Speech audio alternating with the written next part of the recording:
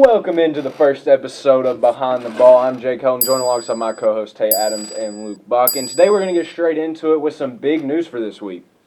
It's homecoming week, which means we're celebrating our winter homecoming court with two big basketball games at the end of the week. Starting on Thursday, we've got a girls' game against Salem, and that's going to be honoring our Kings court. So it's going to be between the game. Ceremony is going to happen after the JV game, but before the varsity game. And that's on Thursday for the Kings court. Now, Friday, Queens court. Got a boys basketball showdown against Eastern. We'll be honoring the Queens court at the same time between the JV and varsity games. And, of course, got the dance after that. But that's not all the celebration. We got a lot more going on in the school and the community this week. So Luke's going to let us know what's going on. Yeah, absolutely, Tate. We want to make sure we bring our school spirit to the week of the homecoming dance. You know, we got to make sure Tuesday, Soccer Mom versus Barbecue Dad theme day. Wednesday, Rhyme Without Reason. For example, somebody would dress up like an alligator, and then somebody else would dress up as like an investigator. You know, they don't got no reason. Thursday, Cowboy Day, dress up like cowboy, and then Friday, dress like your elementary school or middle school self. No, we'd be breaking out the neon green for that. But also in the community, we got the community pep rally. It's 6 o'clock p.m. on Wednesday, and a student council chili supper. That's $10 for adults and $5 for students. And it's pre-sale tickets only, which means don't show up on Wednesday saying, I got $10, let me in. You got to get your tickets beforehand. And that's going to be taking place after the pep rally. And that's a lot of big news for one segment, so we'll be back after this commercial with some more info.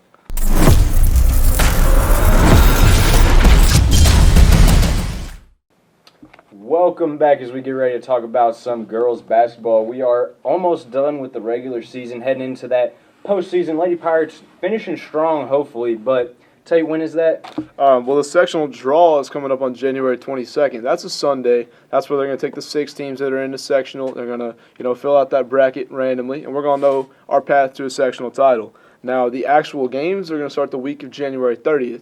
So following, you got a little bit of time to get ready, head into that. But this is where the fun really begins, This is where any team can go on a run and take home some trophies. Yeah, and I mean, the Lady Pirates have honestly kind of struggled this year with these teams that we haven't seen them struggle with most of these, other than Silver Creek has been the one sectional team that they really just haven't been able to get over. But they did beat Silver Creek this year. They have beat North Harrison, but they have fallen to Corden and Scottsburg. So with the new changes, I feel like the Lady Pirates have a better chance with all those teams leaving. Well, you talk about changes. Silver Creek's out of the sectional now, so Lady Pirates don't have to face that challenge again. That was a hard-fought game earlier in the year. Lady Pirates are 2-2 against the teams in the sectional, but looking to go on a run. Yeah, me personally, it doesn't matter who we play in sectionals, we're gonna win. We're going to stomp over everybody, and we're going to make everybody else look like JV teams. All right. I like the confidence. Yeah. Lady Pirates still yet to play 2 of those opponents. Just one. Just one. Salem. Yeah. So not playing Salem yet, not having a great season, so it should be an easy win. And I think that's honestly the team that we hope to draw. That is the team that we would hope to play in the first round. Well, that's a team that we're going to get to play on homecoming, too. Salem, they're struggling. I expect a show on Thursday, and I think that if you come out to the game, you're going to get to see one. But, going into sectionals, who cares who we're playing? Well, I know they do, but I also know that as a fan, I think we're going to win regardless. So. And, I mean, when you got 3 scores in the double digits, you got the leading scorer, Kennedy Coleman, with 15.5 right now. So you got a lot of different people putting up a lot of different points, and then you got some different approaches. You got Blackstone. She can put up a 3, but she's really a lockdown defender. Her and Hawkins can lock down the court, and I think with that combination of ball handling and just being a smart player, they have a lot of basketball IQ, and I think that is what allows them to be so good. Even when they're struggling, they find a way to win games. Yeah, and that basketball IQ ability to make plays, that's where the other 2 starters come in. You got Tatum, McFarland, Maddie Nipper. They're able to make plays and get the ball to the basket. Yeah, man, well said. Like I said, it's gonna be an interesting sectional for sure, but yeah. Yeah, it's going to be fun. So show up, support the Pirates.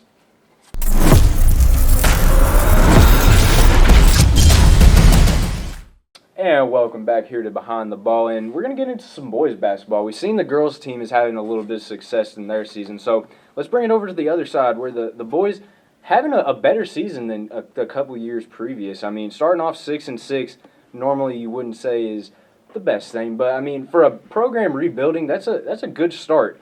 Not necessarily in the conference though. That's somewhere that the Pirates have struggled for many years, and it's one of those areas where I think Lynch is trying to improve upon. I think one by one we'll start getting more and more conference wins, and more conference wins obviously leads to more normal wins. So I think it starts small, grows bigger, and a lot of it leads to more wins. Yeah, and the Pirates got a lot of young guys on the boys' team, but they're improving. Already looking to eclipse the win total from last year. And you talk about conference play, that's about to heat up. Pirates have only played 2 conference games, and obviously there's more than 2 teams in the conference. So there's a lot of basketball yet to be played, and I really like the promise that this group shows. I think that there are several more games to be won. Yeah, you talk about the promise, man. This is a team that has a lot of youth, not a lot of experience. It's going to be a team that is not going to be too upset with losing the sectional this year because they got their eyes on winning one in 2 years, probably 3 years, But I also like, the ability of this team, their capability to, make a run and beat teams in the sectional too. They're not a team that I'm going to look at the bracket and count them out right away. Mm-hmm. And one thing this year that we're seeing that's a lot different from previous Charlestown teams is they're being led by a freshman and a sophomore. That's not typically something you see. You got A.J. Todd, the freshman, leading the team with 13.8 points per game. And then you got Demetrius Phelps bringing up right behind 13.6. And on top of that, we're seeing a different form of defense from the Pirates this year. We're seeing a lot more aggressive defense, attacking the ball, higher scoring games, where we're used to seeing these 40, 50-point games. We're now moving into the higher 80s, and we're getting close to that 90 points, and that has helped us. Being able to score always helps because when you're doing good on offense, that makes you want to play more defense. And I think Coach Lynch knows that, and I think he's trying to just keep everybody motivated throughout the season. Right now, they're 6-6. Obviously, they want to get to that 500 mark, if not more. And I think they have a pretty good shot. Sectional's still pretty far away, so we'll talk about that later. But very bright future for Pirate basketball. We can see things going up in the future.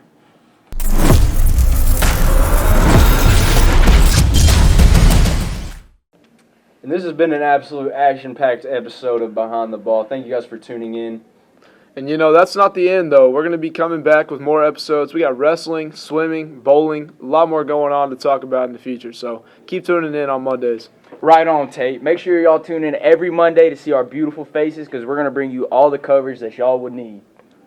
Peace out.